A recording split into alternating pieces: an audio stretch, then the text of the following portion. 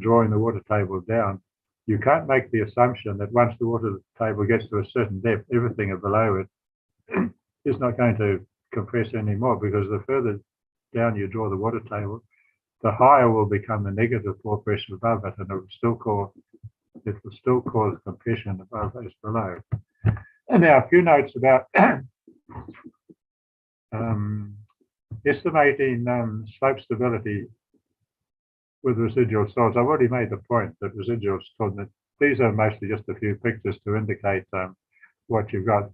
I did quite a bit of work in short intervals in Malaysia once, and on a particular road there was they were having a lot of slips, and you can see how useless slip circle analysis or any sort of analysis would be with a soil like that.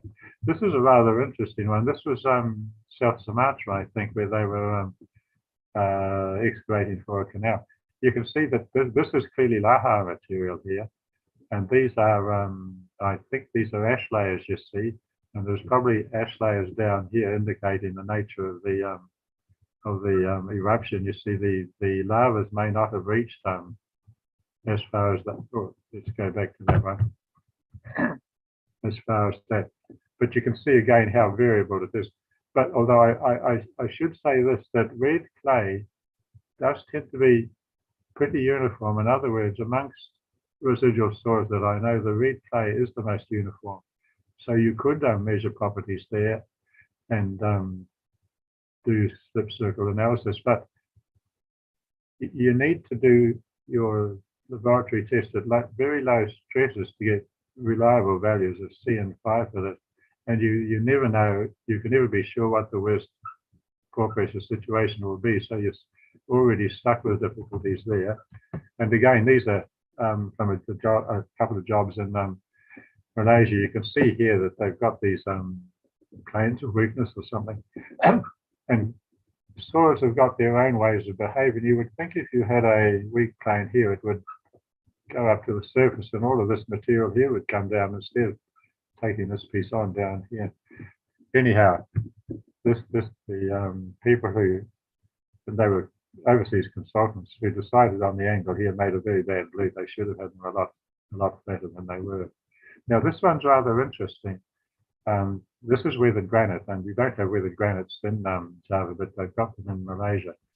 Their main feature is that they're highly erodible, although this is actually a surface slump here. But again, trying to apply slip circle analysis to this is not a particularly appropriate thing to do.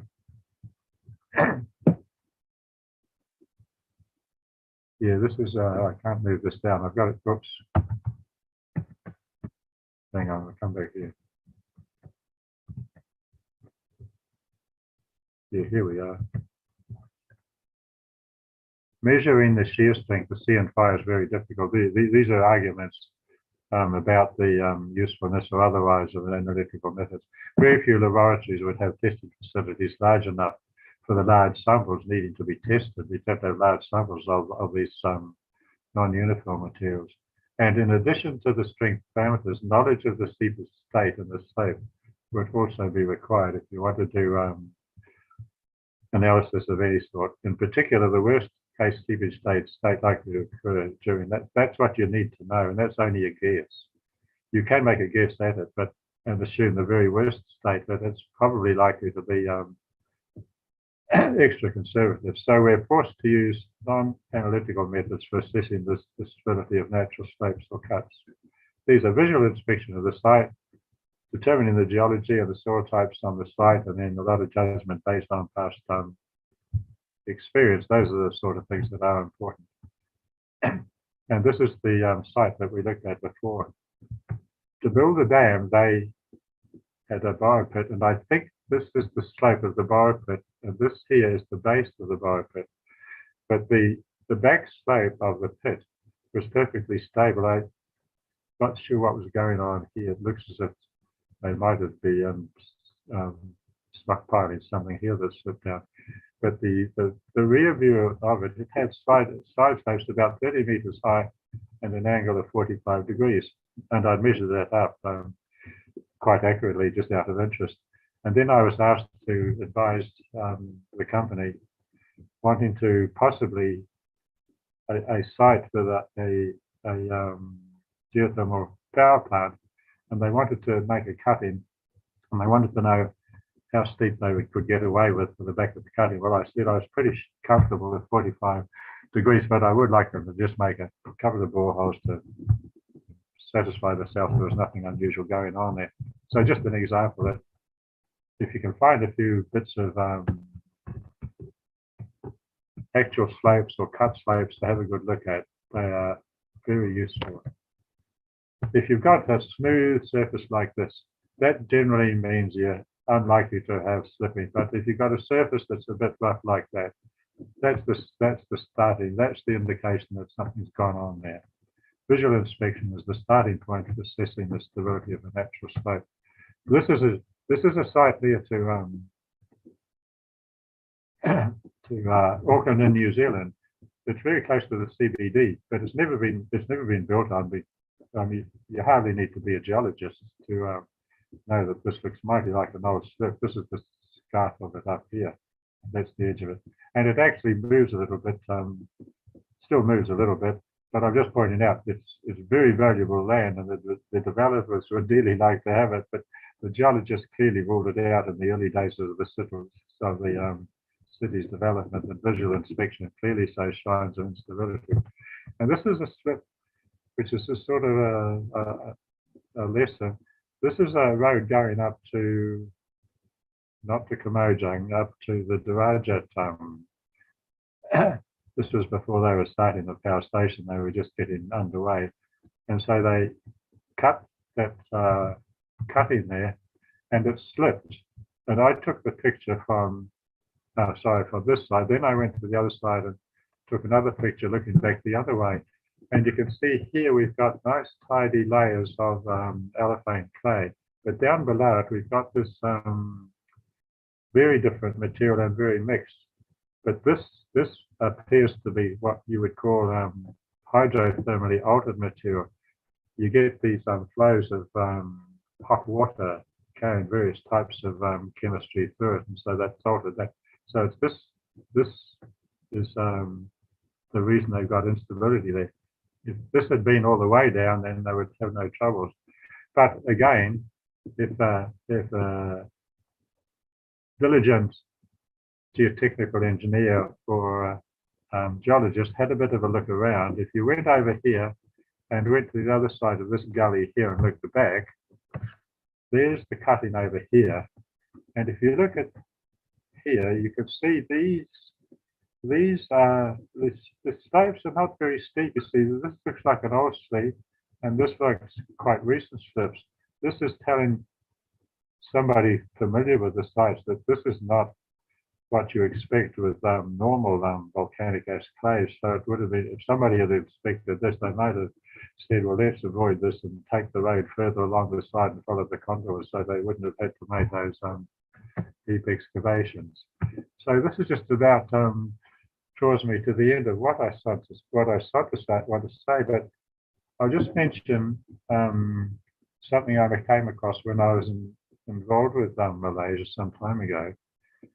That a geologist did a very careful survey of all the road cuttings at the time. That published his paper back in 1968, and his paper was in the proceedings of that was the first Southeast Asian conference. And what he did was he went around with a surveyor. Well, they maybe just had an ABNY thing to work out the slopes, but he took measurements of the height of the slopes and the geology, and then he produced a paper with tables and things recommending slopes for the various heights and the various geological formations. And it's a very useful paper. And I think that paper, is still the best guide for determining cut slope angles in Peninsula Malaysia. But now there are a great many more cuttings, many of much greater heights. And in my view, it's surely time somebody did a similar survey. And I think somebody should be doing it in Java, because with the advent of all these new toll roads and things are building, there are lots of slopes all around in various materials, and putting together a paper summarizing that the heights, the angles, and the geology would be very useful for people building more roads requiring cuttings. Just a comment, how to become a better geotechnical engineer. Recognize that geoengineers are not like structural engineers. The latter have control over the properties of the materials they use, steel, concrete, wood, etc. Geotechnical engineers deal with material that is never uniform, so that theoretical analysis is always an approximation. I mean, in many cases, it may be a good approximation. In other cases, it will be a very poor one. Geotechnical engineers must always judge the reliability of the information they are using in their theoretical analysis. And they will only be able to do that if they, number 3, spend less time in front of a computer and more time in the field observing, testing and sampling, and more time in the laboratory also observing and learning how all the important tests are done, ideally learning how to do them yourself. That brings you to the end of my presentation. So thank you all for your attention. If you're still awake, thank you for that as well. And I'm happy to listen to any comments or questions that you may like to put to me. Okay, so Laurie, first of all, hello. Yeah, there's a round. We can have applause now. Thank you. Online Don't overdo it. Yeah. Laurie, I hope if you can hear me clearly, that was a really wonderful talk, full of a huge amount of information and advice. We already have one person saying, permission to ask, can we get the material? So with your agreement, if we can provide a PDF copy, probably 2 slides per page of your material, is that okay? Oh, look, I sent you the Yep. PowerPoint. You can send the PowerPoint to anybody. Okay, that's very kind, lovely. Okay, that was one question which we often get. But no, certainly, so to all the people who are listening in, we will circulate a copy of the material from Laurie's presentation. So many important lessons there. Another question from Elizabeth Saragi. What causes red clay historically? Oh, yeah, I forgot to explain that the red color isn't actually due to the presence of halloysite. It's due to the presence of iron oxide. That the weathering process, the trickling water has got various chemicals in it, which dissolve most of the silica. So the silica content and the silica-based clay minerals tend to disappear, and you're left with these concentrations of, they call them sesqui oxides. I don't quite know, but they're like aluminium and iron hydroxides rather than oxides. And it's the iron oxide that's left behind that is giving the red color, as I understand it. Thanks, Laurie. Okay, so we have a comment here. Henrico Winata says, good presentation, Laurie. Thank you for sharing. So you don't need to answer that, but all I can say is that I agree thoroughly. I should explain, yeah. Mike, I should explain also that much of what I've given here is in the last chapter of both books. There's an additional chapter that I put in the fundamentals of soil mechanics. There's a chapter there on the geology and soils of Indonesia, which covers a lot of what I've gone over tonight. Okay, well, thanks for that reminder. That's wonderful. Oh, yeah, the Norwegian landslide, the quick clay one was Rissa. Although yeah, that's right. I had to Google it to just find out. I remember that name. Yeah, it's a wonderful portrayal of the usefulness of Atterberg limits, because all they did after that was go around and measure the Atterberg limits and the water content and decide which ones were high risk and which ones were low risk. Yeah. Yeah, no, it's worth watching the video, even with interesting commentary in a very English kind of English. It's quite good. Yeah. let me see. Actually, I have a question for you, which I may have asked before about the red clays around Jakarta. What interests me is that they're quite thick. I mean, I don't know the thickness, but let's say it could be 20 meters, 15 meters, something like that, which seems to imply that a huge amount of volcanic material has made its way northwards from the volcanoes.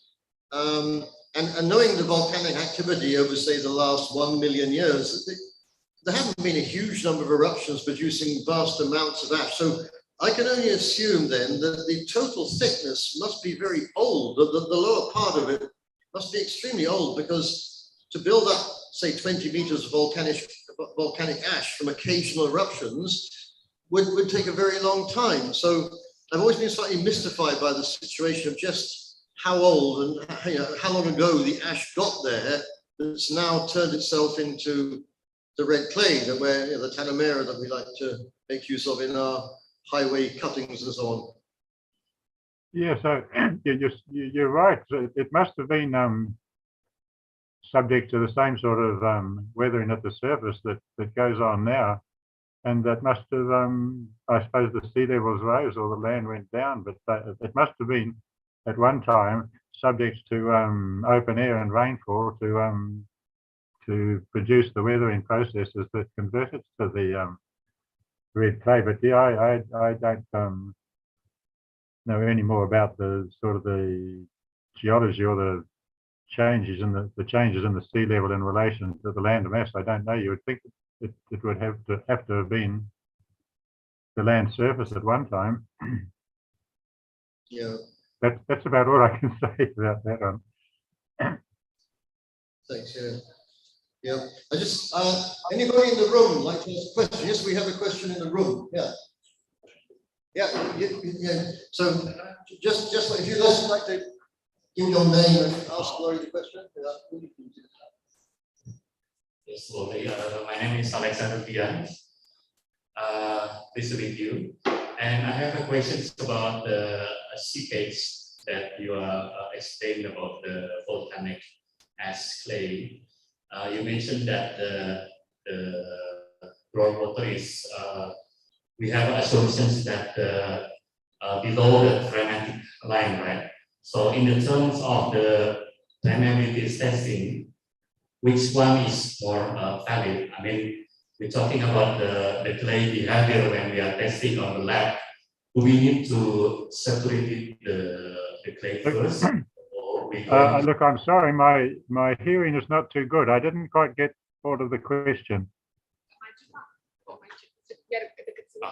Okay, sorry, Wesley. So talking about the volcanic ash, clay, and you explained about the phragmatic lines that in the theoretical that the phragmatic the water is going flow below the phragmatic lines, right? So in the terms of permeability testings, the valid testing result is it we need to saturate the soil first before we conduct the real permeability testings. That we may as you explained that the phragmatic lines above the soil above the phragmatic line has the negative pressure. Thank you. So yeah, I'm not quite clear. The phreatic surface doesn't indicate that the material below it is any different to the material above it in a clay. In other words, in a clay, you've got a zone which is fully saturated for a long distance above the phreatic surface. So it does. All you've got is a gradual change in the pore pressure from maybe highly negative up near the surface, and the pore pressure just steadily increasing with gravity. So I don't think the phreatic surface would actually indicate any change in properties of the soil. the thing that would indicate changes in properties is the depth to which it's not fully saturated. If there's a zone further up where it's not fully saturated, you do have different chemical things going on. But I'm not sure if I've got the question right. Does that answer the question? Well, I think, Laurie, also sorry, it was also a little bit about if you're going to measure the permeability, would you recommend that you need to saturate the clay first? Is that correct? Yeah. Do you need to saturate the sample before you measure permeability, or attempt to measure it partially saturated if it is partially saturated? Well, most of the clays that I've ever been involved with, once you're down about well, sometimes it's not very far at all. Only a few only 20 centimeters or something, they're fully saturated. So I wouldn't think there'd be any need to saturate them. You should be. Most projects I've been involved with, some of the research I did, you'll find it in that paper that Mike mentioned. And I measured. I got information over considerable depths in volcanic ash clays and in red clays. They were fully saturated up to within a very short distance from the surface. They were fully saturated up to I think by the time you were down a meter, they were fully saturated, and the ones above were so fully saturated you didn't have to take account of the fact that they're not. So I don't think if your sampling is done properly and your sample preparation is done properly, normally I would expect you to be testing a sample that was fully saturated. But certainly if your material is partly saturated, you would have to fully saturate it. I mean, you could still do that by what they call when they're testing structural samples, using back pressure to get them fully saturated. If they're partly saturated and they're genuine clays, it takes an awful lot of time to fully saturate them just by running water through them. I think that's my answer. Yes, I think that's a very thorough answer. Thanks very well. I don't see any other questions from the room, or can we let? Oh no, David Me. He's got another geotechnical question, I think, coming up. Yeah, actually, I'm a hydraulic engineer. I've been working on liquefaction project in Palu. It was interesting to see the rice fields at almost a 45-degree slope. But there we had rice fields at a less than 5% slope. So what is it about the composition of soils that could make a slope of 5 degrees liquefy and engulf the population of about 100 houses? Is it a lack of clay and a high water table that might cause such a liquefaction? What was the dimensions of the slope again, or the slope and the height? The slope was about 5 degrees for about 400 meters. It had rice fields on it, so it was saturated by irrigation. And yet the slope was only 5 degrees, and yet it liquefied and engulfed a series of houses, killing a lot of people. And I just wondered if there was a sort of unique mix of materials from lack of clay, a lot of silt and a lot of sand that caused such a liquefaction. Yeah, that's a bit of a hard one, isn't it? Sounds more like the Norwegian quick clays that failed on a very gentle slope. Have you got any tests on it? Has it got a natural water content up near the liquid limit or whatever? Like, have you got any data like that? There is a fair amount of data by now. Yeah, there is a lot of data. This is from Palu. the Japanese. This is Palu. It happened in 2018, there was an earthquake. It was an earthquake that caused it. So there was earthquake vibration involved, as well as a high water table and perhaps a combination of soils that made the slope very unstable.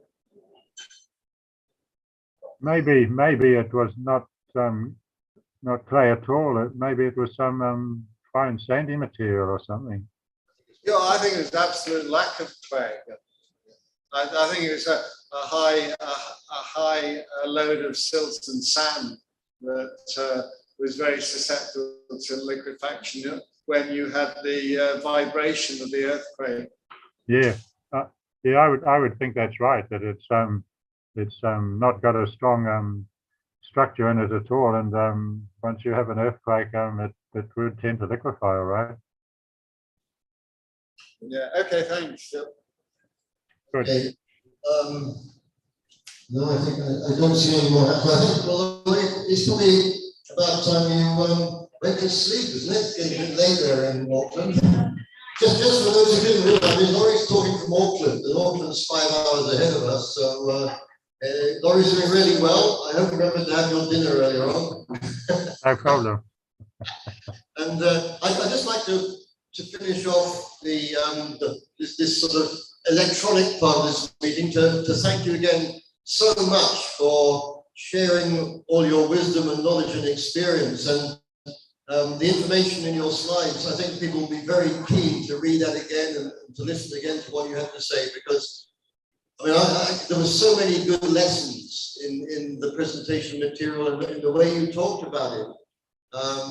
And I think the get out of the computer, get onto site is some of the best advice you can have for young geotechnical engineers, because if you don't see things on site, you just don't learn. And so important, especially when site investigations are going on.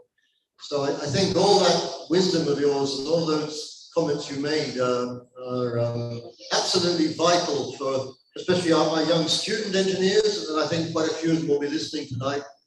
And Laurie, I think we'll let you go now. Go and have a well-deserved sleep tonight. I hope you get your full 8 hours in and can wake up a bit later than normal.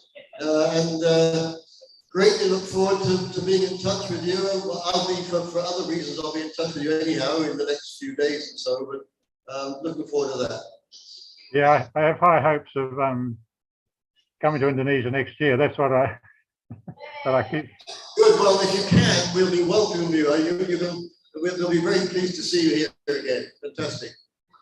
The problem is I'm getting old, you see. If I don't come to Indonesia soon, I'll be too old, or the cost of insurance will be too high or something like that. So, but I would really like, we're all getting older. Yeah. So thank you to you all for coming and listening. It's been a pleasure. As you know, I enjoy coming to Indonesia, so it's nice to talk to you all. Yeah, if I do PowerPoints or any sort of presentations, I always say people can share them to. There's no copyright or anything like that. You can just share them to anybody. The sad fact is, actually, I'm not going to be around for all that much longer. So I might as well share them around now while I still already can. So thank you very much, everybody.